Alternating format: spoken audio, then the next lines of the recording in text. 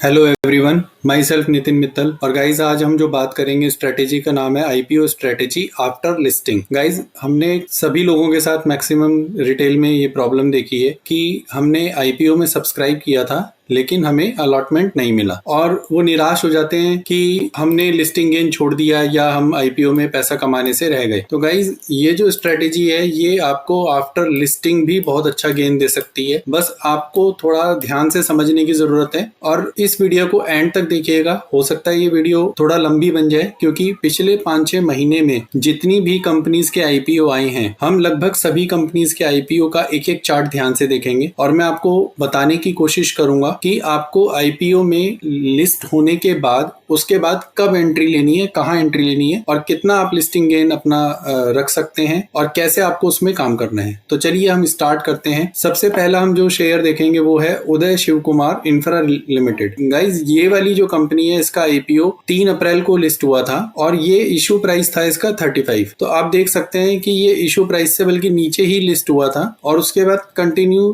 3-4 days तक ये ऊपर गया और उसके बाद एक अपना हाई बनाया और फिर उसके बाद नीचे आता चला गया। फिर ये एक रेंज में घूमता रहा काफी टाइम तक इसने यहीं पर ही अपना टाइम स्पेंड किया और उसके बाद एक दिन आया जब ये हैवी वॉल्यूम के साथ में, यहाँ पे आप देख सकते हैं हैवी वॉल्यूम के साथ में ब्रेकआउट दिया और फिर ये इतना ऊपर गया और उसके बाद यहाँ से फिर वापस नीचे आ गया।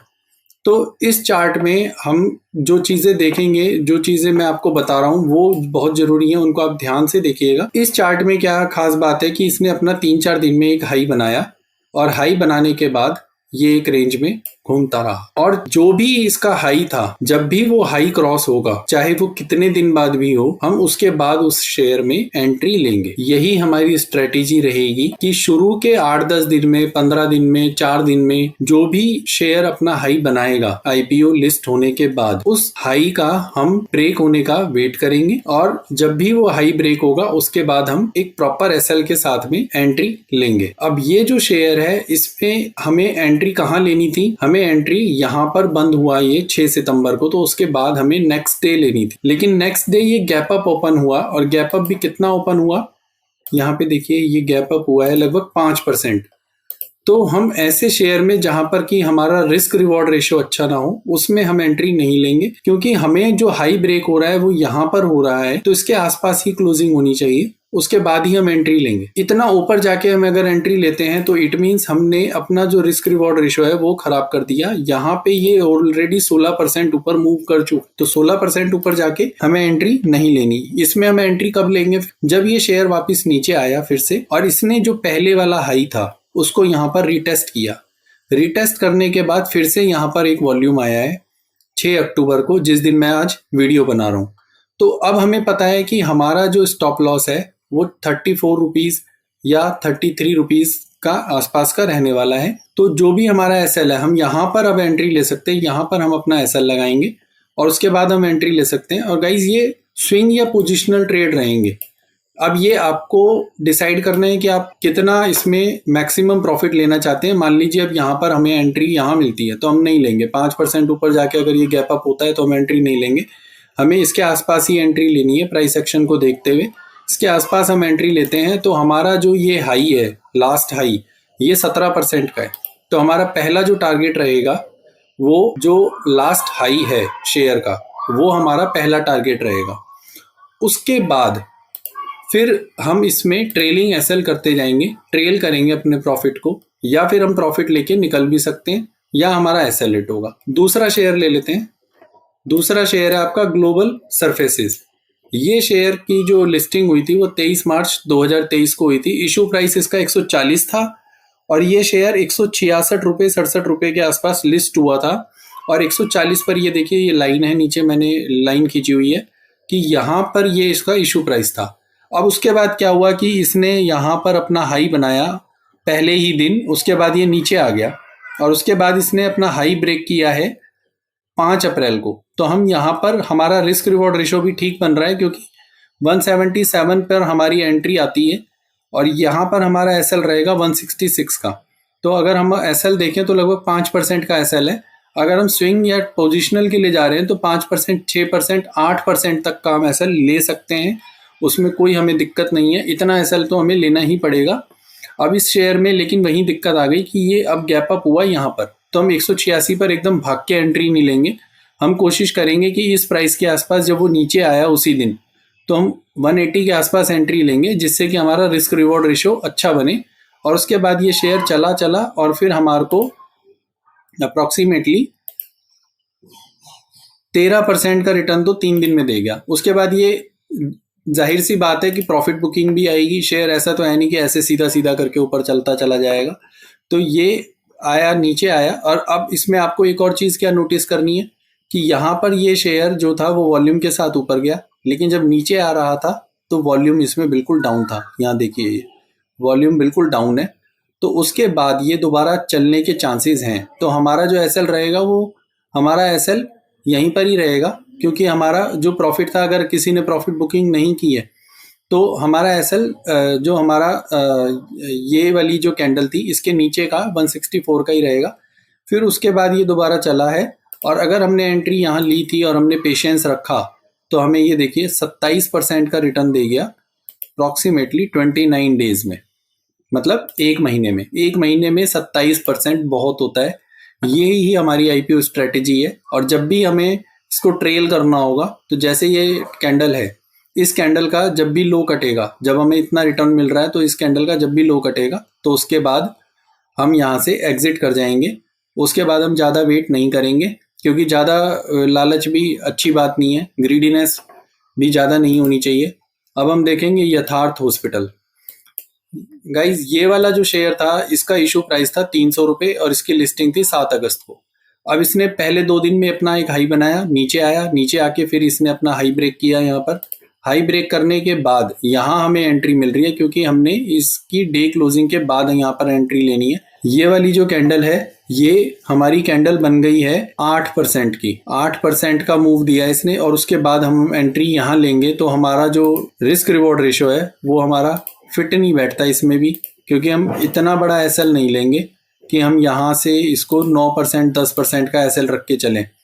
तो हमारे को कोशिश ये करनी है कि हमारे को एंट्री 5% से लेके 8% के बीच का एसएल हो तो बेटर है। और अगर हमें और कम का मिलता है 2% 3%, तो उससे बेटर तो कुछ हो ही नहीं सकता। तो या तो हम इसको छोड़ सकते हैं, या हमने यहाँ पे एंट्री ली भी है तो ये शेयर ने फिर इस वाली कैंडल का जो हाई था वो यहाँ पर ब्रेक कर दिया। मतलब हमारा जो एंट्री प्राइस था उससे नीचे आया, और इस वाली कैंडल के भी हाई को और क्लोजिंग को इसने तोड़ दिया। तो हम यहाँ से एग्जिट कर सकते हैं। उसके बाद दोबारा एंट्री कब बनेगी? जब ये अपने पहले वाला हाई था उसके पास आएगा रिटेस्ट करने के लिए, तो यहाँ हम दोबारा एंट्री बना सकते हैं। लेकिन कुछ शेयर्स ऐसे भी मिलेंगे आपको गाइस इस तरह के, जहाँ पर कि आपको पेशेंस रखना पड़ेगा, एकदम से आपको रिटर्न नहीं मिलेगा। उसके बाद हम नेक्स्ट शेयर देख लेते हैं, ईएमएस लिमिटेड। अब ये देखिए गाइस, इसके अंदर हमारा यहाँ पर ये इसने हाई बनाया था पहले ही दिन, उसके बाद ये हाई इसने क्रॉस किया है 5 अक्टूबर को। अब ये भी शेयर जो है 10% की कैंडल के साथ में ब्रेक हुआ और फिर ये यहाँ पर ओपन हुआ है। तो इसमें भी गाइज अगर हम यहाँ पर एंट्री लेते हैं तो हमारा 11% का एसएल आ रहा है। हम यहाँ एंट्री नहीं लेंगे स्विंग या पोजिशनल के लिए, क्योंकि मार्केट का कुछ नहीं पता, ये शेयर हो सकता है चल जाए, बट हो सकता है अगर ये नीचे आ गया तो हमारा एसएल हिट कर देगा। अब या तो इसमें आप अगर लेना ही चाहते हैं एंट्री, तो दूसरा तरीका एक और है कि आप इस कैंडल को छोड़ दीजिए। इस कैंडल का जो लो बनेगा या इस दिन का इस कैंडल का जो हाई है, यहाँ पर आप एसएल रख के इस कैंडल पर आप यहाँ पर जहाँ पर भी आपको एंट्री मिलती है एंट्री ले लीजिए। लेकिन आपका जो हाई है, जिस कैंडल पे ब्रेकआउट हुआ था उस कैंडल का हाई आपको एसएल रखना पड़ेगा। नेक्स्ट शेयर देख लेते हैं, जैगल। जैगल देखिए, अब ये हाई बनाता जा रहा है। इसमें हमें एंट्री का मौका एक तरीके से नहीं मिला है, क्योंकि लिस्टिंग वाले दिन ये शेयर यहाँ पर था। अब यहाँ पर इसने देखा जाए तो तीसरे दिन ही हाई ब्रेक कर दिया था। अब कोई तीसरे दिन ही एंट्री लेना चाहे तो ले सकता है, लेकिन मैं इसको रिस्की मानता हूँ, क्योंकि 3 दिन में किसी भी शेयर का हाई बन गया है ये कहना बड़ा मुश्किल है। तो यहाँ पर अगर कोई एंट्री ले लेता है तो उसको प्रॉफिट मिल गया, लेकिन मिल जाएगा इस बात की गारंटी नहीं है। इसमें अगर आप एंट्री लेते हैं तो एक दूसरी चीज़ देख के आप एंट्री ले सकते हैं, और वो है वॉल्यूम बार।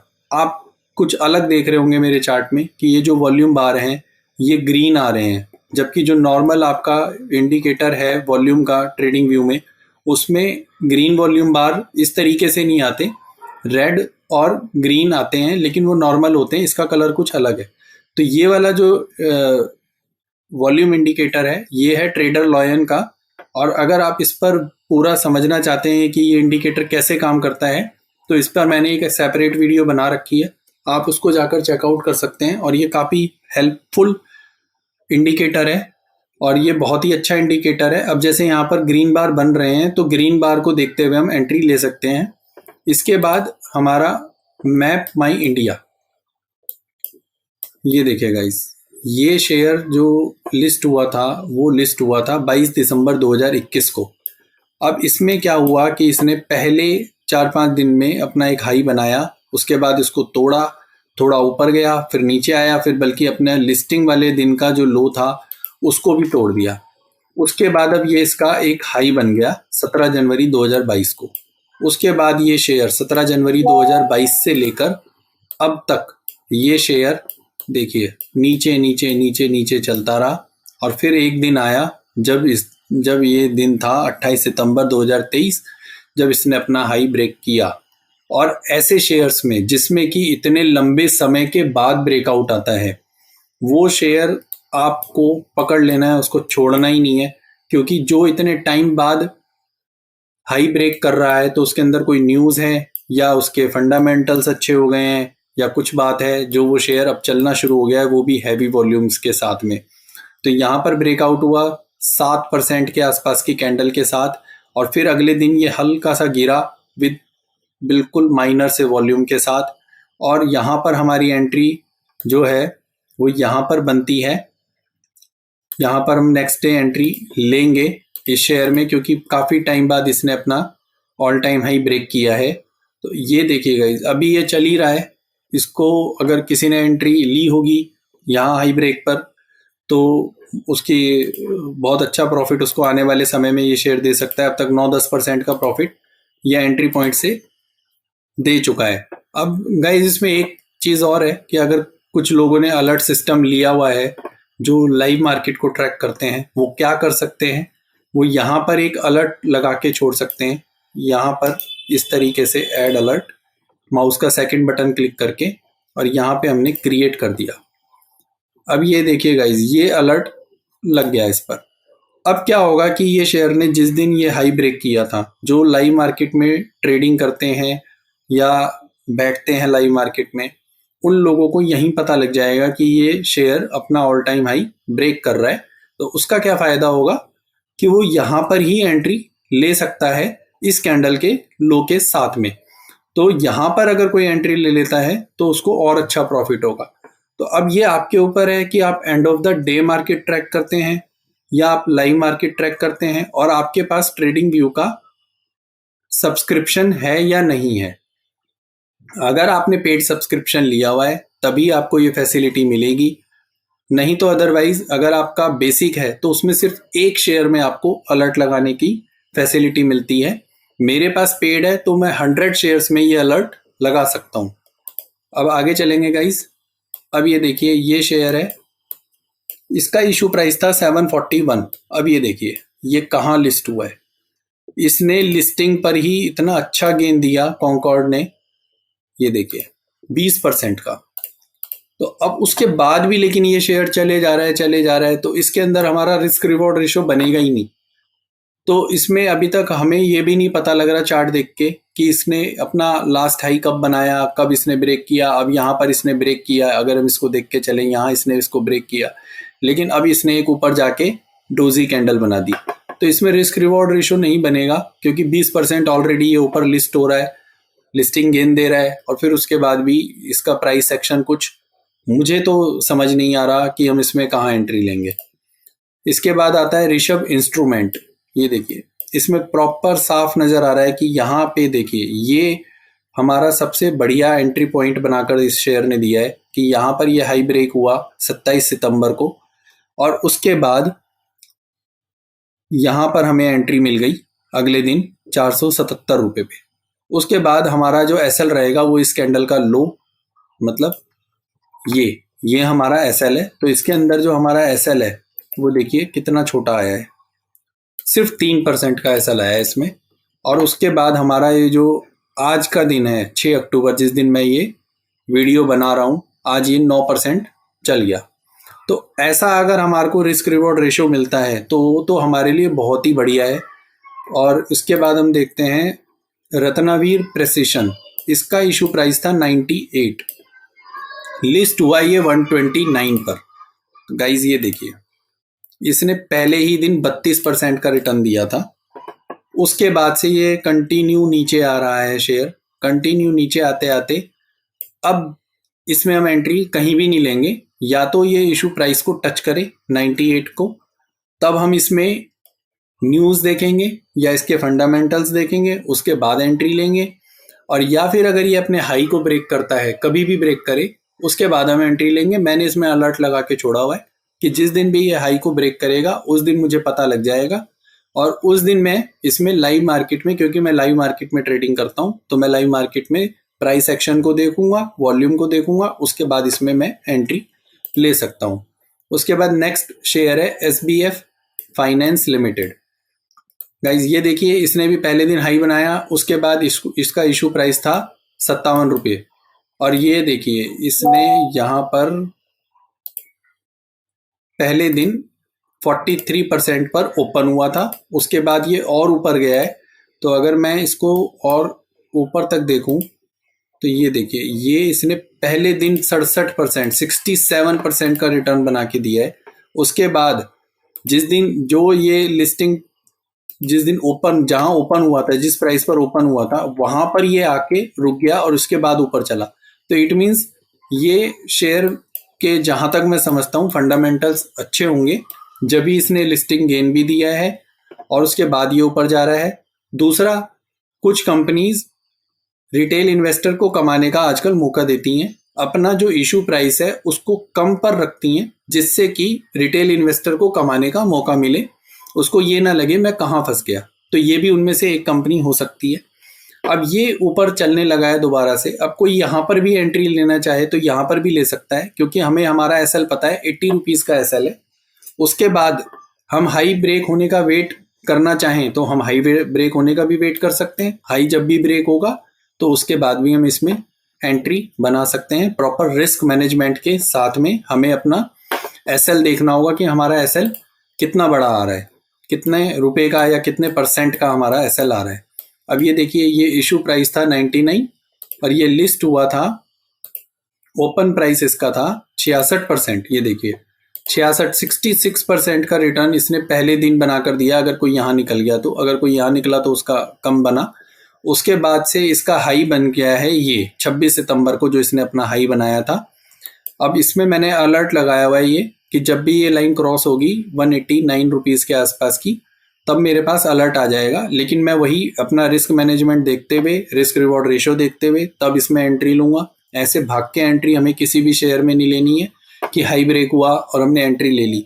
हमें प्रॉपर रिस्क मैनेजमेंट को फॉलो करना है, क्योंकि प्रॉपर रिस्क मैनेजमेंट जब तक हम फॉलो नहीं करेंगे तब तक हम चाहे कितनी ही अच्छी स्ट्रैटेजी हो, कोई सी भी स्ट्रैटेजी हो, हम सक्सेसफुल हो ही नहीं सकते। अब ये देखिए गाइज, ये है सेंको गोल्ड, इसका इशू प्राइस था 317 रुपये और ये लिस्ट हुआ था लगभग 445 रुपये के आसपास। तो अब ये देखिए, इसने भी लगभग 38% का रिटर्न पहले दिन दिया था। उसके बाद ये नीचे घूमता रहा काफ़ी दिनों तक। फिर 15 सितंबर को इसने हाई ब्रेक किया, 14% की कैंडल थी ये। अब इसके अंदर अगर हम एंट्री लेते हैं तो हमारा एसएल जो आएगा वो इस कैंडल का लो, मतलब हमारा एसएल 14% का आएगा। तो अब ये आपको सोचना है कि इतना बड़ा एसएल लेना है मुझे या नहीं लेना है, क्या करना है। नेक्स्ट डे वेट करना है, क्योंकि नेक्स्ट डे इसने अपना जो ये वाली कैंडल थी, इसका हाई ब्रेक नहीं हुआ, एक डोजी कैंडल बना के, और उसके अगले दिन एक पिन बार, उल्टा पिन बार जिसको हम बोलते हैं, हम वैसे नाम में नहीं जाएंगे, ये बनाया और उसके बाद इसने फिर से अपना ये वाला हाई ब्रेक किया। तो आप चाहें तो ये जो रेड कैंडल बनी है, जिसको हम उल्टा पिन बार कहेंगे, या जिसकी ऊपर विक ज़्यादा लंबी है, अगर विक ऊपर ज़्यादा लंबी है तो इसका मतलब ये होता है कि यहाँ पर कोई बैठा है जो इसका माल बेच रहा है। तो इट मीन्स कि अगर इसका हाई ब्रेक होता है तो इट मीन्स कि यहाँ पर अब वो जो बेचने वाला बैठा था, वो जो लिक्विडिटी थी, वो इसमें लिक्विडिटी अब नहीं रही है और अब ये शेयर ऊपर जाने को फिर से एक फ्रेश हाई बनाने को रेडी है। तो हमारे पास दो तरीके हैं, हम यहाँ पर भी एंट्री बना सकते हैं और या फिर इसका हाई ब्रेक होने पर यहाँ पर इस कैंडल पर अगर हम अपना हाई एंट्री बनाते हैं तो हमारा एसएल यहाँ रहेगा इस कैंडल का लो, क्योंकि ये यहीं से वापस रिवर्स हुआ है। तो इस कैंडल का लो है 461 और हमारी एंट्री हो गई है यहाँ पर 498 पर। तो हमारा इसमें एसएल भी अब छोटा आ गया है, 7% का एसएल हमारा ऑलमोस्ट आ रहा है। उसके बाद देखिए इसने कितना अच्छा रिटर्न बनाकर दिया है। तो प्रॉपर रिस्क मैनेजमेंट का आपको हमेशा याद रखना है, ऐसे नहीं कि भागकर एंट्री लेनी है। साहा पॉलीमर्स, ये देखिए ये शेयर है, ये लिस्ट हुआ था 12 जनवरी को और उसके बाद इसने अपना नेक्स्ट जो हाई था वो बनाया था 27 जनवरी को। उसके बाद ये शेयर कंटिन्यू नीचे रहा, उसके बाद इसने यहाँ पर हाई भी ब्रेक किया। अब ये देखिए गाइस, यहाँ पर आपको कितनी अच्छी एंट्री भी मिल गई, कितनी अच्छी एंट्री मिली। उसके बाद नेक्स्ट डे क्या हुआ, आपने एंट्री ले ली। एंट्री लेने के बाद इस कैंडल का जो लो था वो आपका एसएल था, एसएल इसने आपका हिट कर दिया। तो आपको ऐसे भी मिलेंगे कि जरूरी नहीं है कि हर स्ट्रेटेजी, ऐसा तो है नहीं मार्केट में 100% काम करती है। तो एसएल हिट हो गया आपका। उसके बाद ये दोबारा से इसने हाई, ये वाला, अब हमारा जो नेक्स्ट हाई है वो ये आ गया। अब यहाँ इसने हाई ब्रेक किया। अब ये वाली जो कैंडल है इसका लो जो है वो हमारा एसएल आ गया 88.8। उसके बाद इसने इस लो को नहीं तोड़ा और ये काफी दिनों तक घूमता रहा। आपके पेशेंस को टेस्ट किया इसने कि आप में कितना पेशेंस है, रिटेल इन्वेस्टर में कितना पेशेंस है कि कब तक होल्ड कर सकता है शेयर को। अगर आपने होल्ड किया तो 22% का रिटर्न फिर भी ये 60 दिन में दे गया। 22% का रिटर्न अगर 60 दिन में भी आपको मिल रहा है तो कुछ गलत नहीं है, क्योंकि आपने सिर्फ एंट्री ली है, उसके बाद आपने सिर्फ अपना एसएल लगाकर छोड़ दिया, जो कि आप जीटीटी ऑर्डर के थ्रू लगा के छोड़ सकते हो, जो कि जीरोधा में फैसिलिटी मिलती है या धन में भी एक फैसिलिटी मिलती है आफ्टर मार्केट ऑर्डर। तो उस पर आपको बहुत सारी यूट्यूब पर वीडियो मिल जाएंगी कि जीटीटी ऑर्डर मतलब एसएल लगाना हो या किसी को बाई करना है तो किसी प्राइस पर तो कैसे बाई करेंगे। तो जीटीटी ऑर्डर पर आपको ढेरों वीडियो यूट्यूब पर मिल जाएंगी, तो आप वो देख सकते हैं कि कैसे हमारा जीटीटी ऑर्डर काम करता है। मैं एक बार लिख के बता देता हूँ आपको, जीटीटी, कहीं स्पेल में दिक्कत ना हो, जीटीटी ऑर्डर, ये जीटीटी ऑर्डर जीरोधा में, या आफ्टर मार्केट ऑर्डर एएमओ आपका है धन में। नेक्स्ट शेयर हम देख लेते हैं सामही होटल्स। सामही होटल्स के अंदर आप देखिए ये इशू प्राइस 126 था, पहले ही दिन इसने 143 का अपना हाई बनाया। क्लोजिंग प्राइस जो था वो 143 था, 14% का रिटर्न पहले दिन दिया। उसके बाद इसने अपना जो हाई बनाया वो 29 को बनाया और उसके बाद यहाँ पर इसने अपना हाई तोड़ भी दिया। अब ये देखिए सामी होटल्स में आज के दिन इसने वही एक डोजी कैंडल बना दी। अब अगर हमारे पास इसका हाई ब्रेक होता है, इसका हाई ब्रेक होता है, तब हम एंट्री ले सकते हैं, या इसके हाई पर भी एंट्री ले सकते हैं ब्रेक होने पर। और हमारा जो एसएल अब रहेगा वो इस डोजी का स्पिनिंग टॉप कैंडल भी कहते हैं इसको, इस कैंडल के लो का हमारा एसएल रहेगा, स्टॉप लॉस रहेगा। और उसके बाद हमारे को ये बढ़िया एंट्री दे रहा है छोटे स्टॉप लॉस के साथ में। तो आप इस शेयर में अपने विवेक के साथ सोच समझकर एंट्री बना सकते हैं। गाइज, मैं जो बता रहा हूँ आपको सिर्फ एक एजुकेशनल पर्पस के लिए वीडियो बना रहा हूँ। अगर मैं आपको किसी शेयर में एंट्री ले सकते हैं कह रहा हूँ तो वो आपका अपना डिसीजन होगा। आपके किसी भी प्रकार के प्रॉफिट और लॉस का मैं जिम्मेदार नहीं होऊंगा। तो आप अपने विवेक के साथ या अपने इन्वेस्टमेंट एडवाइज़र के साथ डिस्कस करके ही किसी शेयर में एंट्री लें, मेरे कहने पर ना लें। मैं सिर्फ आपको ये बता रहा हूँ कि हाई ब्रेक होने पर हम एंट्री लेते हैं, ये टेक्निकल एनालिसिस है। और लो जो होता है कैंडल का वो हमारा स्टॉप लॉस होता है। तो अब हम नेक्स्ट शेयर पे चलेंगे, एवलॉन। एवलॉन, ये देखिए इशू प्राइस 436 था और 436 पर ही ये ओपन हुआ, वहीं इसने हाई बनाया और वहीं से ये नीचे आ गया। उसके बाद काफ़ी दिनों तक ये घूमता रहा। फिर इसने ग्रीन कैंडल के साथ में, यहाँ बुलिश कैंडल के साथ में 1 जून को अपना हाई ब्रेक किया। और यहाँ देखिए क्या बढ़िया एंट्री इसने दी हमें, क्योंकि इसमें हमारा एसएल बहुत ही छोटा आ रहा था और हमने एंट्री ली यहाँ पर नेक्स्ट डे हम अगर एंट्री लेते हैं तो इसमें हमारा सिर्फ 4% के आसपास का एसएल है। और उसके बाद देखिए यहाँ से इसने हमारे को लगभग 61% का 42 डेज में रिटर्न बना के दिया। तो गाइज कोई शेयर तो आपको ऐसा भी मिलेगा जो आपको इतना अच्छा रिटर्न बना के देगा, और कोई शेयर आपको ऐसा भी मिलेगा जो आपको रुला देगा, आपके पेशेंस को टेस्ट करेगा। तो हर तरह के मार्केट में शेयर मिलेंगे। अब ये देखिए आर काबिल, क्या बढ़िया इसका इशू प्राइस था 1035 1035। और उसके बाद पहले दिन इसने जो लिस्टिंग गेन दिया अपने शेयर होल्डर्स को, लगभग 15% का रिटर्न दिया। उसके बाद इसने अपना हाई ब्रेक किया 28 जनवरी को, और 28 जनवरी को 5% 5.6% की कैंडल के साथ हाई ब्रेक किया। और उसके बाद ये गैप अप भी ओपन हुआ। तो अगर हम यहाँ से अपना एसएल देखते हैं तो हमारा एसएल आ रहा है लगभग 6.5-7% का। तो हम यहाँ एंट्री ले सकते हैं क्योंकि हमने 8% तक का एसएल सोचा हुआ है। तो यहाँ अगर हम एंट्री लेते हैं तो उसी दिन हमारे को 10%, फिर 2 दिन ये नहीं चला, उसके बाद फिर से ये चला। तो अभी हमारा जो टोटल गेन है, अगर कोई एंट्री ले तो 16-17% का रिटर्न इसने सिर्फ 4-5 दिन में बना कर दिया। तो हमें ऐसे ही शेयर्स फाइंड करने हैं जो हमारे को इस तरह से रिटर्न बना के दें। अब ये देखिए यात्रा, इसका इशू प्राइस था 142, और जबकि इसने कोई लिस्टिंग गेन नहीं दिया। 142 यहाँ पर इशू प्राइस था और ये नीचे खुला था 127 पर।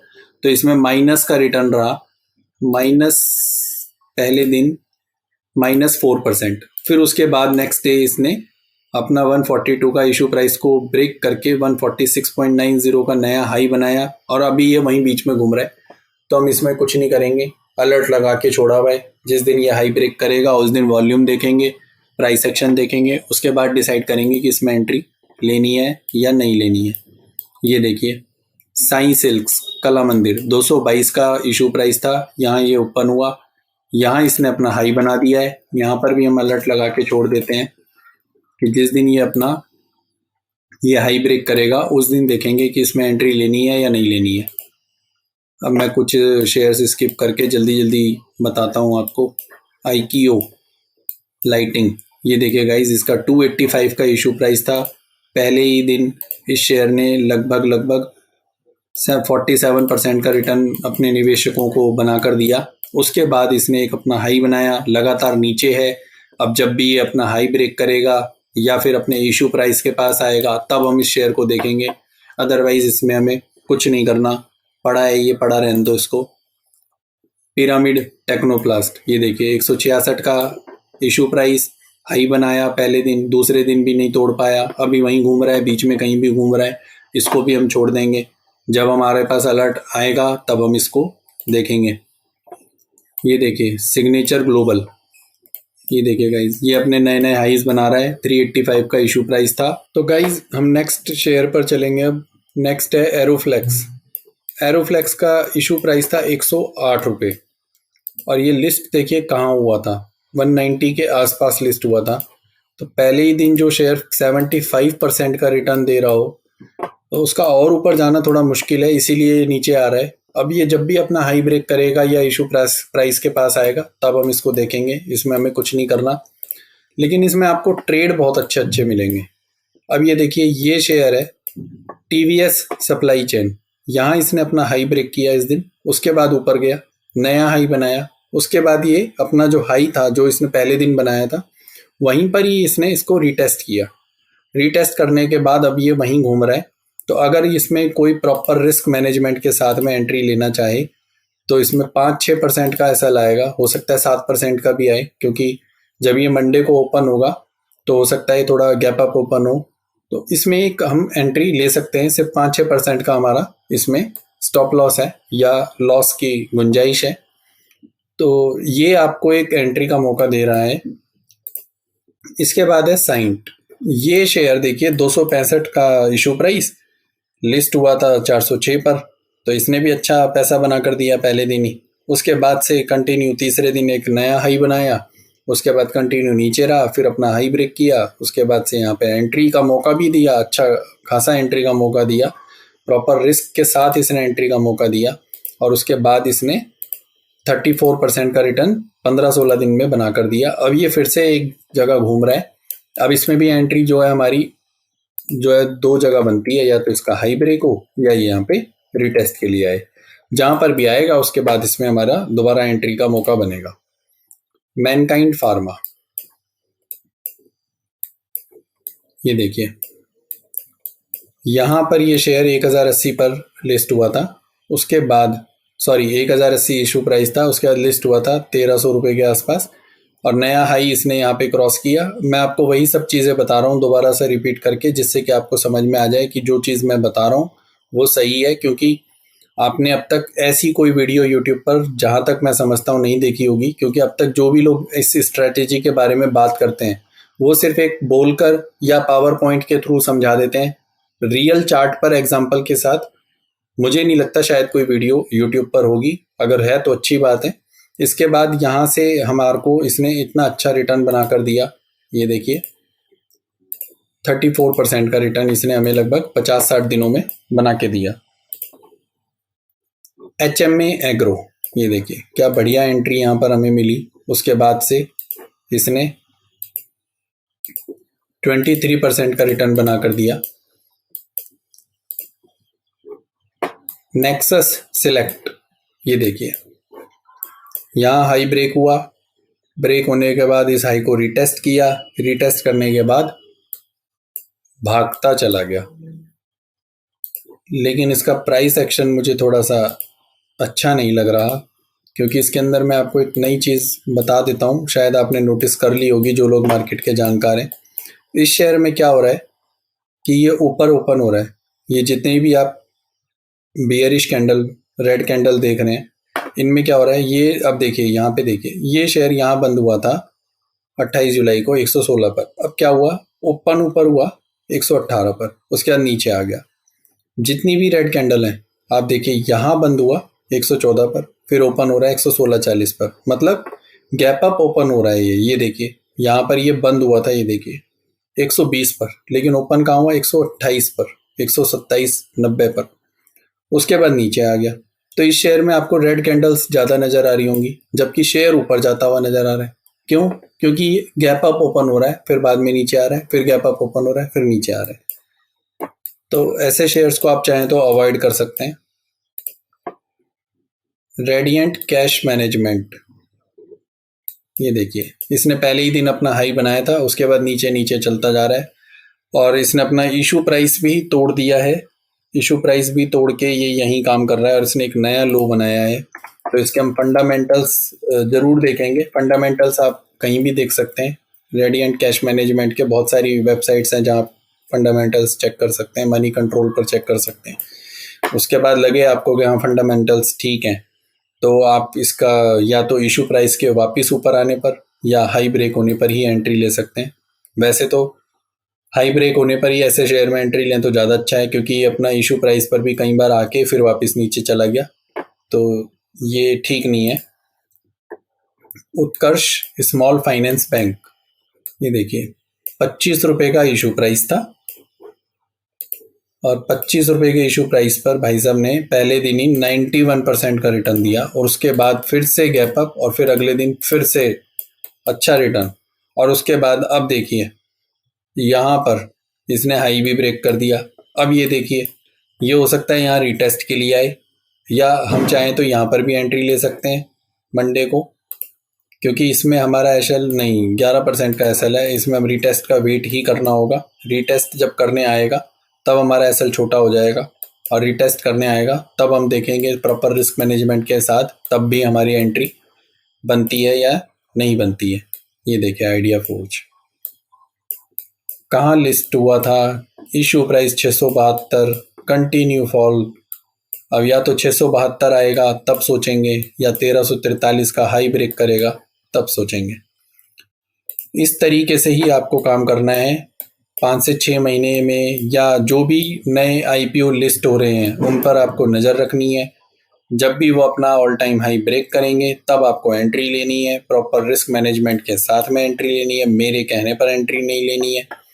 इस जो मैंने आपको ये स्ट्रेटेजी बताई है, इसको आप पहले ध्यान से देखें, परखें, समझें, इस पे प्रैक्टिस करें, और भी चार्ट्स देखें। जो मैंने आईपीओ वाले चार्ट लगा रखे हैं उनको दोबारा से आप देखें, क्या मैंने जो बताया है वो सही है। अगर आपको लगता है ये स्ट्रेटेजी काम की है, कमाल की है, तो आप इस पे काम करें। अदरवाइज़ अगर आपको लगता है कि नहीं ये बेकार है, तो आप इसको छोड़ भी सकते हैं। कोई बड़ी बात नहीं है, मार्केट में ढेरों स्ट्रेटेजीज़ हैं जिस पर लोग काम करते हैं, लेकिन प्रॉपर रिस्क मैनेजमेंट के साथ किसी भी स्ट्रेटेजी पे आप काम करोगे तभी वो सक्सेसफुल होगी। उसके अलावा मार्केट में कुछ नहीं है प्रॉपर रिस्क मैनेजमेंट के अलावा। यहाँ पे भी देख लीजिए आप, इसने यहाँ एंट्री दी हमें लगभग 27-28 अप्रैल को। उसके बाद से कंटिन्यू चलता गया, 70 डेज में 41% का रिटर्न दिया। तो गाइज पेशेंस रखना ज़रूरी है। पेशेंस रखेंगे मार्केट में और ग्रेडीनेस पर कंट्रोल करेंगे तभी आप कामयाब हो सकते हैं। अदरवाइज आप कामयाब मार्केट में नहीं हो सकते। तो गाइज आज की वीडियो में मेरी तरफ से इतना ही। ये लास्ट आपका शेयर है एलिन इलेक्ट्रॉनिक्स। 247 इशू प्राइस था और 247 पर ही लिस्ट हुआ। उसके बाद कंटिन्यू फॉल और अब हम हाई ब्रेक होने का ही इसमें वेट करेंगे। इसके अलावा इस शेयर में कुछ नहीं है। तो गाइज आज की वीडियो में बस इतना ही। मिलेंगे फिर एक नई वीडियो के साथ। और अगर आपको वीडियो पसंद आई हो तो शेयर ज़रूर करिएगा, मेरे चैनल को सब्सक्राइब ज़रूर करिएगा और वीडियो को लाइक ज़रूर कर दीजिएगा। Thanks for watching this video. Thank you very much.